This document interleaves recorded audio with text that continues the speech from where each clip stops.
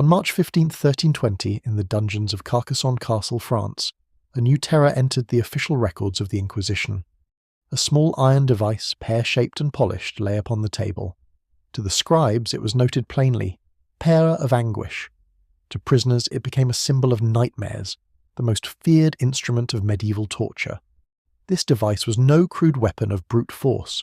It was engineered with cold precision to inflict maximum pain while carefully avoiding quick death.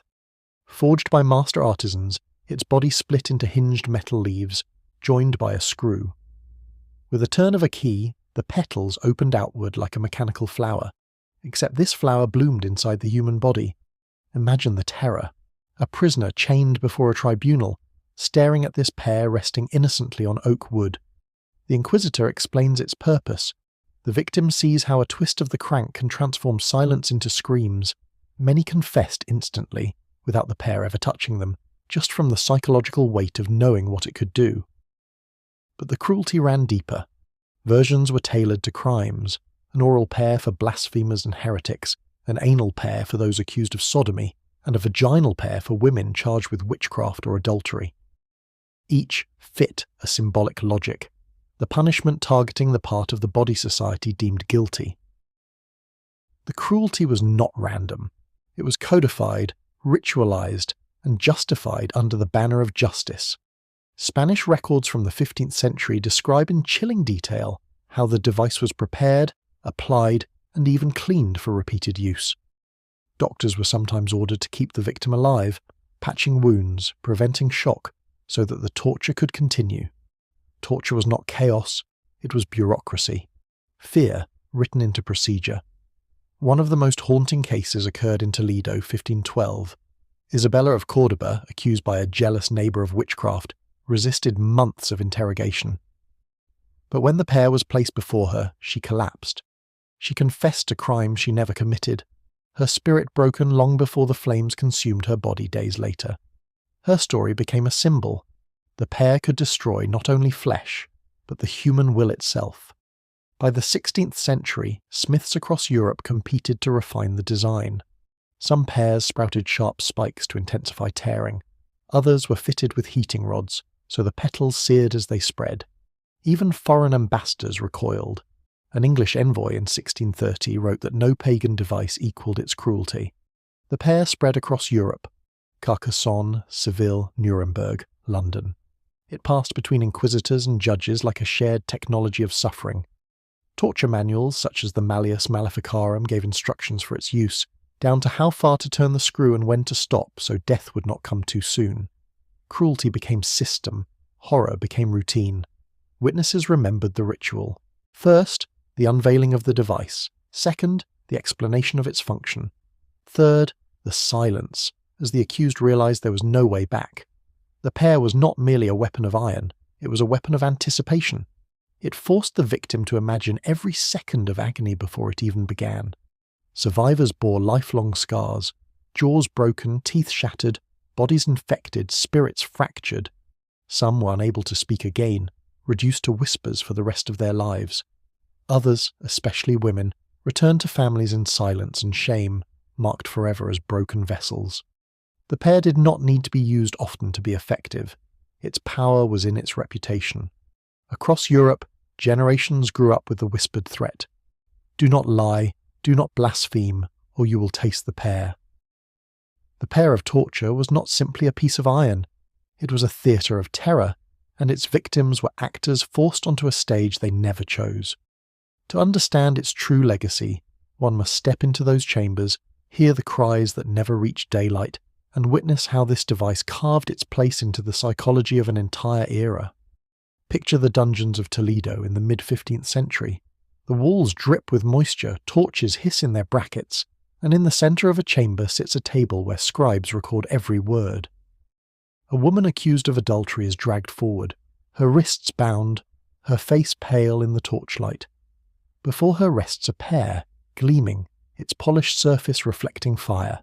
She knows the whispers, she knows what is coming. The Inquisitor does not have to turn the crank, he only lifts the device for her to see. The fear alone shatters her defences. Words spill out, confessions, accusations, anything to stop what she believes will follow. This was the power of the pear. It crushed the spirit before it touched the flesh. Yet when it was applied, the consequences were devastating. The oral version, compact at first, was forced into the mouth, wedging between the teeth. As the screw turned, jaws cracked, teeth splintered, and throats tore. The victim could no longer scream clearly. Cries became garbled moans, twisted echoes of language. In the annals of Seville there are descriptions of priests standing nearby, forcing the accused to attempt prayers while their mouths filled with iron. The failure to form words became proof of guilt, a cruel cycle that justified the torture itself. The anal variant was reserved for those accused of sodomy or treachery against the social order. Its symbolism was deliberate. To medieval minds, sin entered the body through forbidden acts, and so punishment was designed to desecrate the same. Victims often collapsed from the tearing of tissue, yet inquisitors took care not to kill them outright. Did you know? Records describe attendants trained to measure a victim's pulse, halting the expansion just short of unconsciousness, ensuring that agony could be resumed once strength returned. The vaginal pear was the most infamous. Women accused of witchcraft, adultery, or communion with the devil were subjected to this fate. It was not only physical punishment, but a symbolic assault on femininity, motherhood, and sexuality. One testimony from Nuremberg in 1478 describes a midwife accused of consorting with demons. She denied the charges for months until the pear was brought forward. Inserted and turned, it tore her from within, leaving her bleeding on the dungeon floor. She confessed the very next morning, confessed to lies invented by her tormentors, because the device had stripped away her final fragment of resistance. Each version reflected society's attempt to match crime with punishment in a grotesque parody of justice. Heresy attacked the mouth, sodomy attacked the rear, witchcraft attacked the womb. It was a perverse logic, a system that cloaked cruelty in the guise of order. But the pear did more than injure bodies. It created legacies of silence. Survivors bore permanent disfigurement. Men returned home unable to speak, their jaws fused in misalignment. Women carried injuries that destroyed fertility, branding them as unclean. Families rejected them, seeing not victims but living reminders of dishonour. In this way, the pear extended its power beyond the dungeon, embedding shame into households, villages, and generations. Economic forces also played their part. Torture was an industry. Blacksmiths in Milan, Nuremberg, and Toledo competed to refine pears, adding spikes, heating mechanisms, or intricate engravings. They signed their work like artists proud of their craft. Contracts between courts and artisans ensured a steady supply. What began as isolated cruelty evolved into a market of suffering. The pear became not only a tool of control but a commodity, a product traded and perfected like swords or armour. Travellers of the 17th century described their horror upon seeing pears displayed in court chambers. An English ambassador to Spain wrote in 1630, "This diabolical engine exceeds in cruelty any device conceived by pagan minds. If even men accustomed to executions and battlefield massacres recoiled, imagine the impact on ordinary peasants who lived under its shadow." Rumour spread faster than fact. Villagers whispered of the iron fruit that blooms in darkness. Parents warned children, "Speak no blasphemy, or the pear will silence you forever." The systematic nature of its use is perhaps the most chilling. Manuals like the Malleus Maleficarum outlined procedures. Inquisitors followed steps: present the device, explain its function, demand confession, then apply gradually, pausing to extend the process. The pear was not chaos. It was bureaucracy turned cruel. Torture became paperwork with protocols and recommended durations. Pain was regulated like taxation, logged into ledgers by scribes who noted confessions extracted, not screams endured. And yet, amid all this systemization, human, micro scenes reveal the raw horror. A husband pounding against barred doors as his wife screams within. A child forced to carry buckets of water to wash the chamber floor, eyes fixed downward to avoid meeting the gaze of the broken. A priest whispering prayers as if words could cleanse a cruelty he himself condoned. These small moments remind us, the pear was never just metal.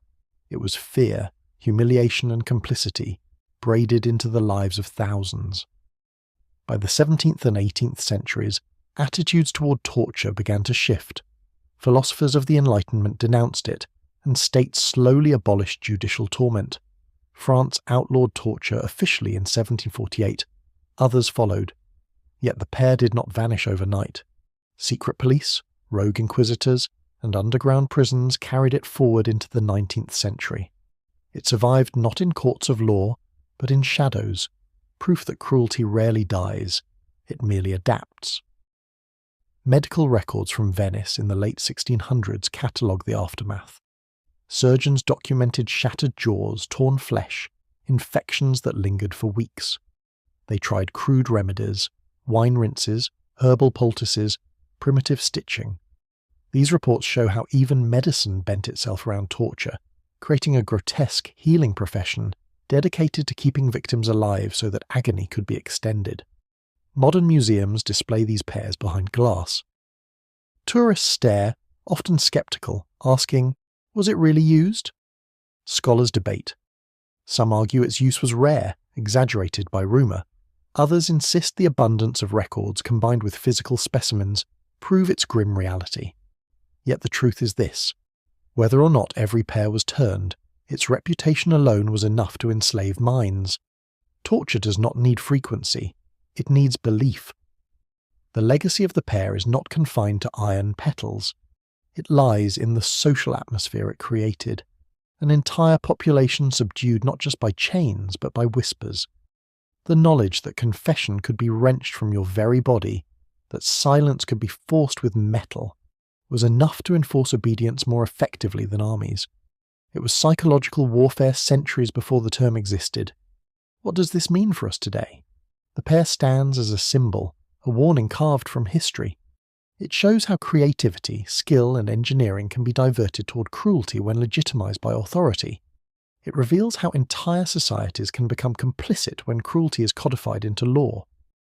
And it teaches that fear, once institutionalized, can be more powerful than steel or fire. In the end, the Pear of Torture did not only mutilate flesh, it mutilated truth, twisting it until confessions meant nothing, until guilt was no longer real, until justice became a performance. The haunting lesson lingers across centuries. When fear is normalized, when cruelty is given procedure, the smallest tool can silence the strongest voice. And so the pair remains, locked in its glass case, a relic of a time when justice became horror. Its petals may never open again, but its shadow stretches forward, a reminder that civilization does not banish cruelty, it refines it. The greatest torture is not what breaks the body, but what makes a society believe such breaking is justice.